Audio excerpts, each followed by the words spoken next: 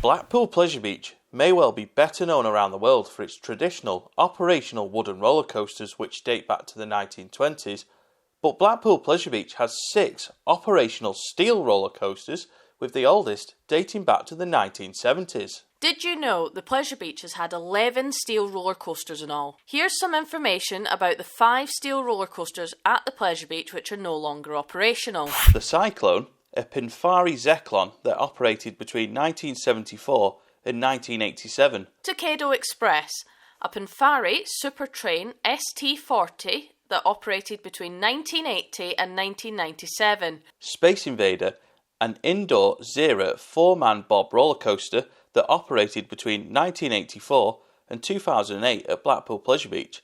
It's now located at Breen Leisure Park. There was the Circus Clown roller coaster, another Pinfari that operated from 1989 to 2008 at the Pleasure Beach. The last of the 5 removed Steelies at Blackpool Pleasure Beach was a one-season wonder, a Pinfari Big Apple roller coaster located inside the perimeter of Avalanche during the 2003 season. In this video, we'll be taking an in-depth look at the history of the operational steel roller coasters at the Pleasure Beach. Our information sources for this video include Riding on Rainbows, RCDB, the Century of Fun book, and our own knowledge of these attractions. We're going to do this in a way where we order it by each of the coaster's ages. For example, Steeplechase was the first of the operational Steelies to open, so its history will be covered first, followed by the next oldest, and so on. At a cost of $813,000, designed by Aerodynamics and built by the Pleasure Beach staff, Steeplechase opened in 1977. During its opening day, legendary winner of the Grand National race, the actual horse race and not the ride, Red Rum was brought to the Pleasure Beach as part of the celebrations. There was also an airshow display put on by the Red Arrows to mark the occasion. All of this plus the unique roller coaster meant that there was rafts of publicity for Blackpool Pleasure Beach's new attraction. Steeplechase was the first roller coaster that the Pleasure Beach built during Geoffrey Thompson's era as the park's managing director. Aerodynamics' Steeplechase roller coaster concept was something that never really took off for the famous roller coaster manufacturer. Steeplechase at the Pleasure Beach would only be the second of these rides to be constructed, and the last. The original was built at Knott's Berry Farm in 1976. It had 4 tracks and was originally known as Motorcycle Chase, before being rebranded to Wacky Soapbox Racers. It was removed in 1996 after just 20 years of operation. Steeplechase has been the solitary version of the aerodynamic steeplechase concept for over 20 years. S&S have showcased a modernised version of this coaster concept, with Nick Thompson of Blackpool Pleasure Beach believed to have had input into the planning and development for it. However, since being unveiled at the IAAPA Expo a few years ago, this coaster concept hasn't made a comeback. It wasn't long before Geoffrey Thompson and Aerodynamics were looking to bring the next roller coaster to Blackpool Pleasure Beach. That coaster was a Revolution, which opened in 1979. It was the first ride at Blackpool Pleasure Beach to cost in the region of £1 million to build. Its opening came 3 years after the famous Schwarzkopf looping roller coaster, also called Revolution, opened at Six Flags Magic Mountain. In the past, the Revolution has been claimed as Europe's first looping roller coaster. It's almost a true statement because it was the first permanent looping roller coaster in Europe, but Schwarzkopf's Looping Star had already been on the German travelling circuit. The Pleasure Beach's Revolution was Aerodynamics' 6th launched loop roller coaster. The first was built at a park called the Boardwalk and Baseball in Florida and had an elevator for guests to get up and down to the loading platform, but due to technical issues with the elevator, it was later removed, and no more of these rides came with an elevator. Only 8 Aerodynamics launched loop roller coasters were built. It's not a huge surprise because they debuted around the same time the Aero Corkscrew concept was being bought up by most parks, who wanted a coaster that could go upside down. Out of the 7 built, would you believe that only one, still in its original location, is the Revolution at Pleasure Beach? There's only 3 of these coasters left. As well as Blackpool Pleasure Beaches, there's one at Elitch Gardens in Denver, Colorado, and another at Frontier City in Oklahoma. Unlike the other Aero launch loop roller coasters, the Revolution has a unique cantilevered support structure. It was designed like this to reduce the amount of space it would have taken up with the standard support structure for this type of coaster. Imagine the Revolution, but with the same supports as the big one. That's how it'd be without the cantilevered support structure. The Revolution was originally painted red and white before being sponsored by Irn-Bru from the late 90s. With the sponsorship came a change in colours to orange track and blue supports.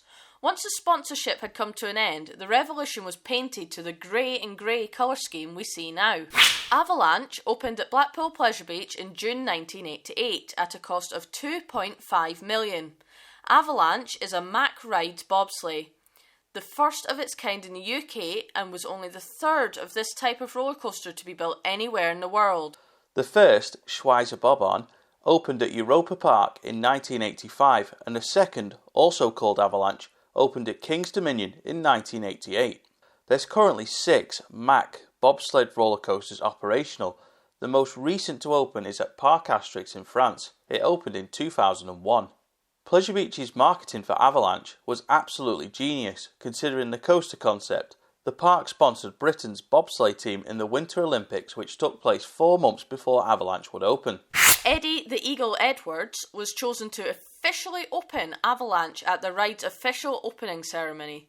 He was a popular choice given his involvement in the Winter Olympics, which had created a variety of different emotions.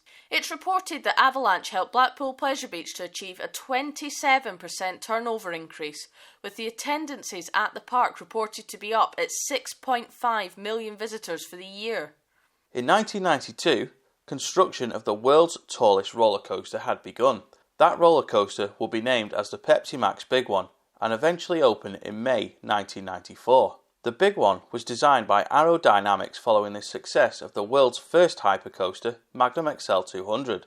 Magnum XL 200 broke the 200-foot barrier in 1989 and is said to have created the roller coaster wars, with each park looking to go higher and faster than ever before with their next roller coaster project. Following a ride on Magnum, it's believed that Geoffrey Thompson was shortly after in communication with Aerodynamics to tell him he wanted the same kind of coaster, but bigger.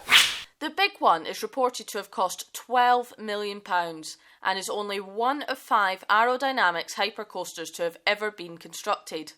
Only 4 of those remain standing now and only 3 remain operational. The Big One was the last Aero hypercoaster to open. In between Magnum XL 200 opening and the Big One, there was Steel Phantom at Kennywood, which opened in 1991. It is now known as Phantom's Revenge, following a large-scale refurbishment for the 2001 season. Desperado at Buffalo Bills Resort and Casino was the third to open. Unfortunately, its future is hanging in the balance as this coaster has been SBNO for some time now. The fourth was Titan Max at Space World. Unfortunately, this coaster was demolished in 2017. So sadly, the legendary Aero hypercoaster concept never really got going, and even those that do remain have had modifications over time to either improve their rider experience or to prolong their lifespan. The Big One has had notable modifications made in its history. The first drop was reprofiled in the winter of 1997, and a few years later, the turnaround was reprofiled.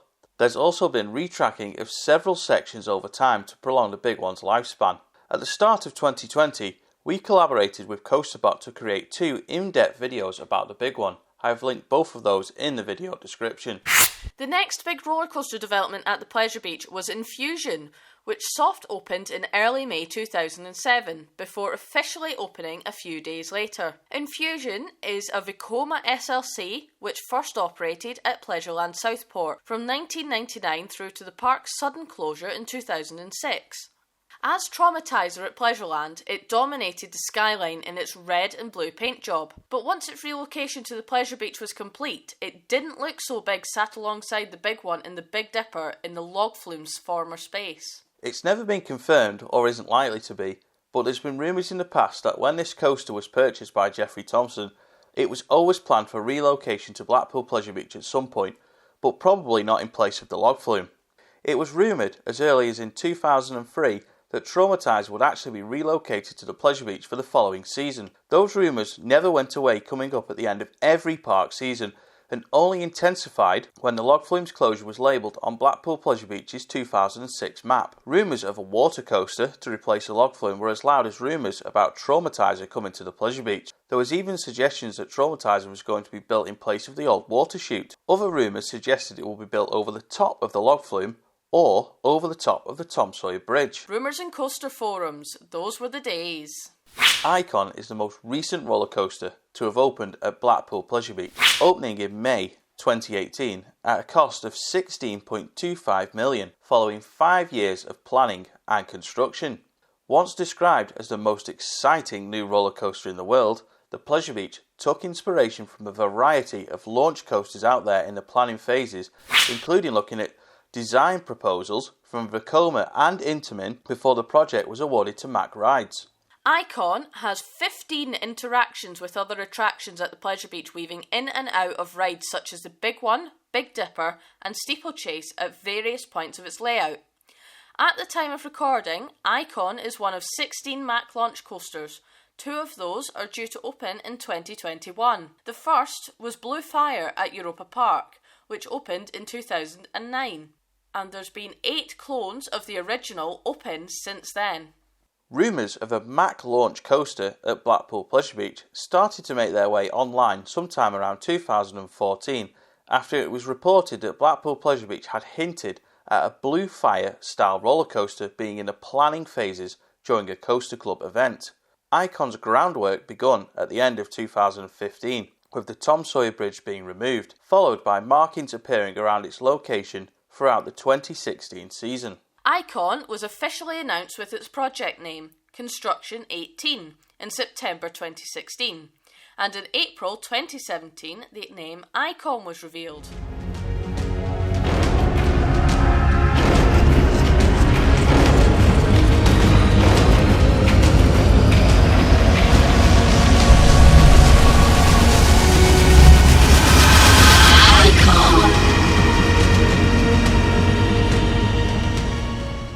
The Icon Press and Media Preview Day took place on Wednesday the 23rd of May 2018 and the official opening followed on Friday the 25th of May 2018. There we have it, a brief look at the history of the operational steel roller coasters at Blackpool Pleasure Beach. Here's hoping I haven't made any massive errors with the information right up for this video. What's your favourite steel roller coaster memory at Blackpool Pleasure Beach? Be sure to let us know in the comments section below. Before you go, please give this video a like, it's a huge help. Can we get 300 likes on one video? Many thanks for watching and I'll see you in the next Pleasure Beach Experience video.